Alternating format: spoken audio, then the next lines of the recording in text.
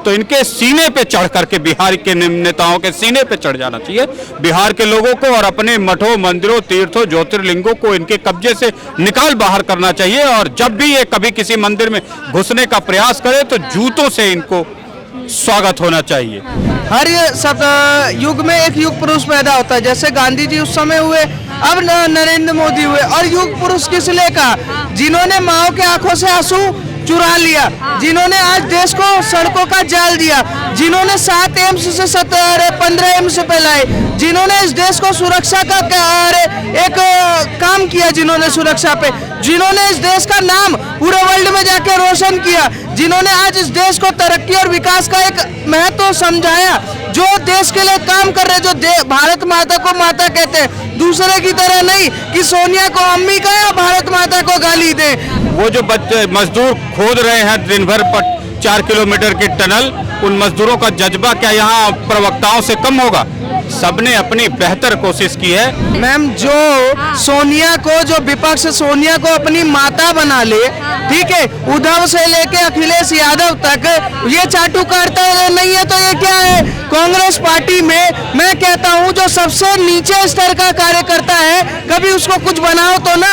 नरेंद्र मोदी तो किसी को पता भी नहीं था कि नरेंद्र मोदी है कौन। कंपनी चलाती है कॉर्पोरेट कांग्रेस है, समाजवादी पार्टी कांग्रेस समाजवादी कॉर्पोरेट चला रही है। इनके यहाँ क्या होता है कि मैं सीईओ ये है और बाकी सब लेबर है। जो राहुल गांधी को आज 55 साल की उम्र में युवा नेता कह रहा है, और नरेंद्र मोदी को अगर हम युग पुरुष कह रहे हैं तो उनको दिक्कत है। युवा नेता जो 4 साल बाद पेंशन पाने की तैयारी में बैठा हुआ है। मैं समझता हूँ इससे बीमार मानसिकता के नेता, राजनेता, महापुरुष केवल भारत में और बिहार में देख सकते हो, और दुनिया के किसी हिस्से में नहीं दिखते। छुट्टियों का कैलेंडर जारी हुआ है तो उसमें भी मतलब मुस्लिमों को ऊपर रखा गया है। आज बिहार में नीतीश कुमार बिहार के सबसे बड़े कलंक के रूप में जाने जाते हैं, सबसे बड़े धब्बे के रूप में जाने जाते हैं। बिहारियों के जो अपमान का सबसे बड़ा सिंबल है वो नीतीश कुमार है। मैम, नीतीश कुमार कलंक नहीं है, बाबर की औलाद है, ठीक है। वो सेकुलरिज्म का जो शब्द है ना जी, कहा जाता है विपक्ष और जेएनयू गैंग और ये क्या नाम है, सारे जो घूम रहे बड़े बड़े टीका लगा के ना, उनके लिए सेकुलरिज्म का मतलब यही है कि अगर आप रामनवमी पे छुट्टी नहीं देते हो तो सेकुलर हो, अगर आप रक्षाबंधन पे क्या नाम है छुट्टी नहीं देते हो तो आप सेकुलर हो, अगर आप राम को गाली देते हो तो आप सेकुलर हो, अगर आप इस देश के महाराणा प्रताप और शिवाजी पर सवाल उठाते हो तो आप सेकुलर हो। वही काम नीतीश कुमार ने किया है और इसका इनाम उनको जल्द से जल्द राहुल गांधी भारत रत्न से देने वाले हैं।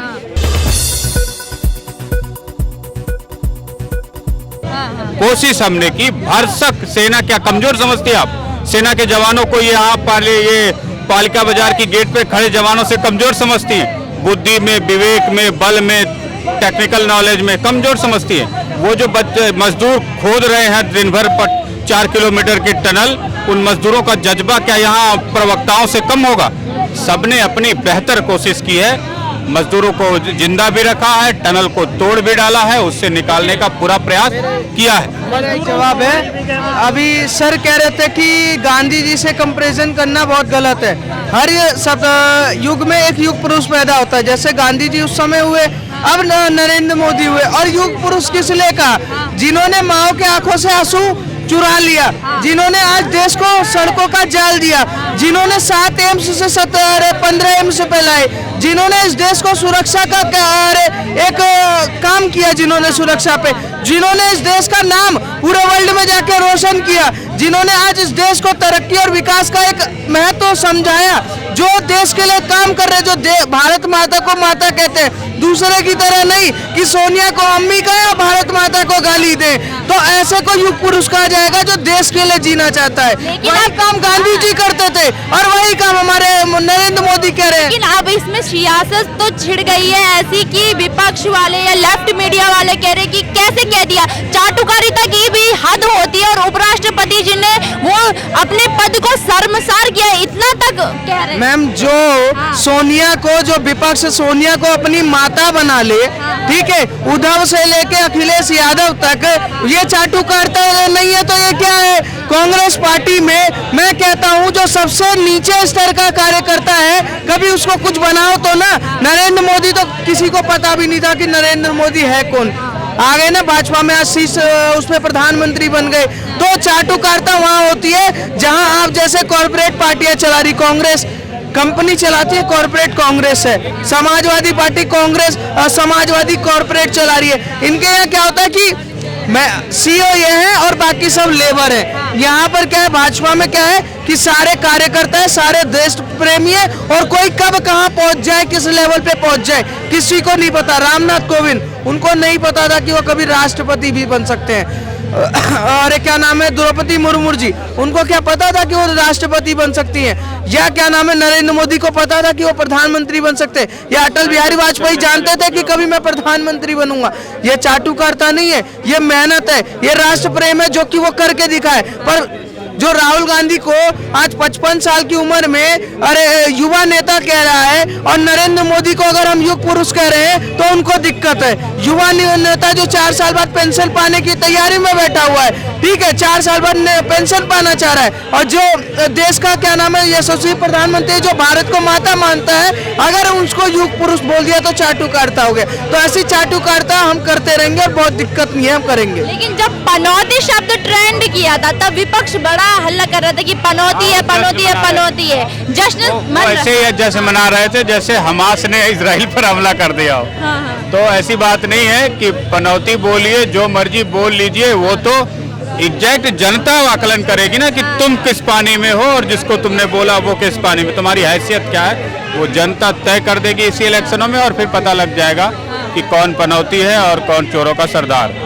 देश का गौरवशाली इतिहास रचने में प्रधानमंत्री मोदी ने, उनकी कैबिनेट मिनिस्टरों ने, उनके पार्टी के विधायकों ने और तमाम देश के युवाओं ने कोई कोर कसर नहीं छोड़ी, और वो आगे बढ़ रहे। और यही जलन, यही तकलीफ भारत के उन तमाम विपक्षी पार्टियों को है जो इंडी गठबंधन बना करके इलेक्शन में उतरने का प्रयास कर रहे हैं। तो मैं उनके लिए स्पष्ट कहूँगा, ये बरसातू मेढक की तरह हर साल जब इलेक्शन आता है तो मेढकों की तरह बाहर निकल के टर टर करने से कोई गठबंधन नहीं बन जाता। विपक्ष बार बार बीजेपी पर हिंदू मुस्लिम की राजनीति का आरोप लगाती है, लेकिन आज बिहार सरकार का अपने छुट्टियों का कैलेंडर जो जारी हुआ है उसमें हिंदू पर्व पर एक भी छुट्टी नहीं है, और बकरीद ईद में 3-3 दिन की छुट्टी, मुहर्रम पे 2 दिन की छुट्टी दी है। तो ये क्या है?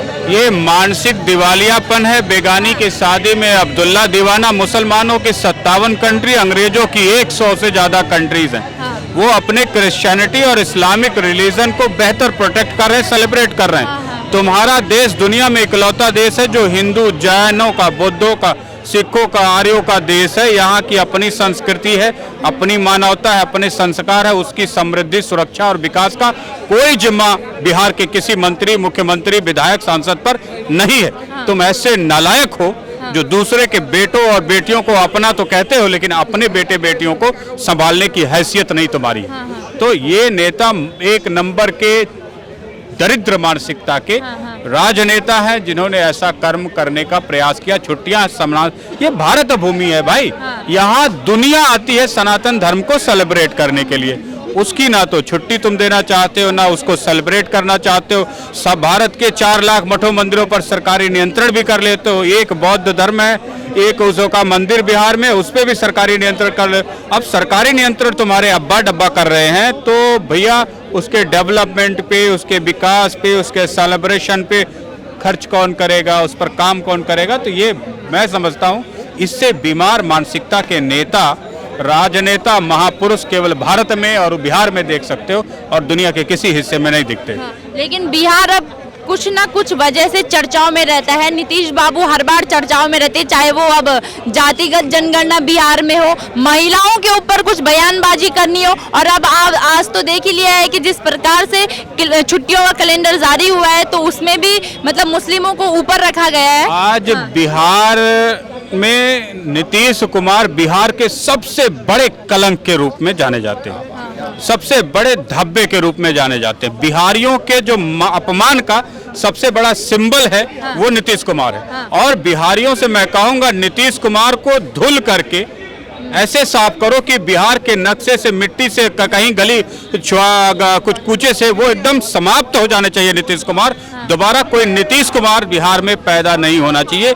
ये काम अब बिहारियों को करना है, क्योंकि जो बेइज्जती उन्होंने करी, महिलाओं की करी, बिहार के लोगों की करी, आज उन्होंने जो किया है वो बहुत काबिले तारीफ है। ऐसे मुख्यमंत्री को पूरे बिहार से बिल्कुल साफ करके हमेशा हमेशा के लिए समाप्त कर देने की जरूरत है। ऐसा नेता बिहार में दोबारा पैदा ही नहीं होना चाहिए, जो इस तरीके की बातें करता हो असेंबली में, जो इस तरीके की राजनीति करता हो, अपने धर्म को छोड़कर भारत की मिट्टी का जो धर्म है, जो सनातन धर्म है, जैन है, बौद्ध तो बिहार से ही निकला है, उसकी तुम ना तो समृद्धि का ध्यान रखते हो, ना उसके सेलिब्रेशन में ध्यान रखते हो, ना उसमें कहीं कोई कीर्तिमान स्थापित करने वाला डेवलपमेंट करते हो। उसका भी विनाश करने का काम यदि राज्य सरकारें कर रही तो इनके सीने पे चढ़ करके, बिहार के नेताओं के सीने पे चढ़ जाना चाहिए बिहार के लोगों को, और अपने मठों, मंदिरों, तीर्थों, ज्योतिर्लिंगों को इनके कब्जे से निकाल बाहर करना चाहिए। और जब भी ये कभी किसी मंदिर में घुसने का प्रयास करे तो जूतों से इनको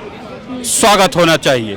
क्योंकि जो सरकारें, आप सोचिए कितनी बड़ी विडंबना है, जो सरकारें मंदिर पे कंट्रोल करके बैठी हैं, वो उनके त्योहारों की छुट्टियां खत्म कर रही हैं, वो उनके त्योहारों पे बजट ले रही हैं, मंदिरों से टैक्स वसूल रही है, और विकास का कहीं नामो निशान नहीं है, समृद्धि का कोई नामो निशान नहीं, उस पर कोई कार्य करने को तैयार नहीं। तो ऐसे नेताओं को मंदिरों में प्रवेश करने ही नहीं देना चाहिए। हमें कोई छुट्टी की जरूरत ही नहीं, सारी छुट्टियां हिंदू समाज की नीतीश कुमार नील कर दे।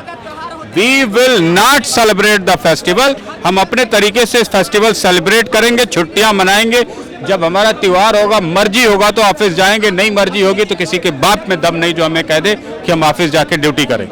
इन्होंने कहा नीतीश कुमार जी कलंक हैं। मैम, नीतीश कुमार कलंक नहीं है, बाबर की औलाद है। ठीक है। वो सेकुलरिज्म का जो शब्द है ना जी, कहा जाता है विपक्ष और जेएनयू गैंग और ये क्या नाम है, सारे जो घूम रहे बड़े बड़े टीका लगा के ना, उनके लिए सेकुलरिज्म का मतलब यही है कि अगर आप रामनवमी पे छुट्टी नहीं देते हो तो सेकुलर हो, अगर आप रक्षाबंधन पे क्या नाम है छुट्टी नहीं देते हो तो आप सेकुलर हो, अगर आप सरस्वती पूजन पे छुट्टी नहीं देते हो तो आप सेकुलर हो, अगर आप राम को गाली देते हो तो आप सेकुलर हो, अगर आप इस देश के महाराणा प्रताप और शिवाजी पर सवाल उठाते हो तो आप सेकुलर हो। वही काम नीतीश कुमार ने किया है और इसका इनाम उनको जल्द से जल्द राहुल गांधी भारत रत्न से देने वाले हैं। क्योंकि आप सोचिए कि बिहार की सरकार के पास काम नहीं है, शिक्षा सुधारने का काम नहीं है, वहां पर क्या नाम है इंफ्रास्ट्रक्चर हो गया या बिल्डिंग हो, क्या नाम है कॉर्पोरेट जगत लाना हो गया, इस पे काम नहीं कर रहे। क्या करवाएंगे भैया? हम हिंदुओं के त्योहार पे छुट्टी नहीं देंगे भैया, हम जाति जनगणना कराएंगे भैया, हम क्या नाम है बिहार को बांटेंगे। इसके अलावा नीतीश कुमार कुछ नहीं करना चाहते। और बिहार की जनता को मैं कहूँगा आपके साथ बिल्कुल सही हुआ, क्योंकि आपने ऐसी मानसिक वाले सरकार को चुना जो कि आपको ले डूबे। और मैं बता रहा हूँ 40 साल पीछे जा चुके, लालू यादव के जंगल राज में आप आ चुके हो, थोड़े दिन और रुक जाओ, खुलेआम बंगाल की तरह वहाँ नरसंहार भी करना स्टार्ट कर देंगे। आज हिंदू वहाँ त्योहार नहीं मना सकता, कल को ये कहेंगे कि दीपावली भी मनाना है तो अपने घर के बिल्कुल अंदर कुंडी मार के और आवाज भी बाहर ना आ पाए, आप गाने भी ना चलाएं, आप शादी भी ना करें, अगर आपको करना है तो श्री राम जय श्री राम भी ना करें, आप रामनवमी की यात्रा निकालेंगे तो हम पत्थरबाजी करवाएंगे। यह नीतीश कुमार के विकास की यात्रा है, आइडियोलॉजी है। सुशासन बाबू बहुत बढ़िया काम कर रहे हैं। आने वाले टाइम में बिहार की जनता दोबारा से जिताए और अपने आप को मुगलों की औलाद कहलवाए। इसके अलावा कुछ नहीं बचा है अब।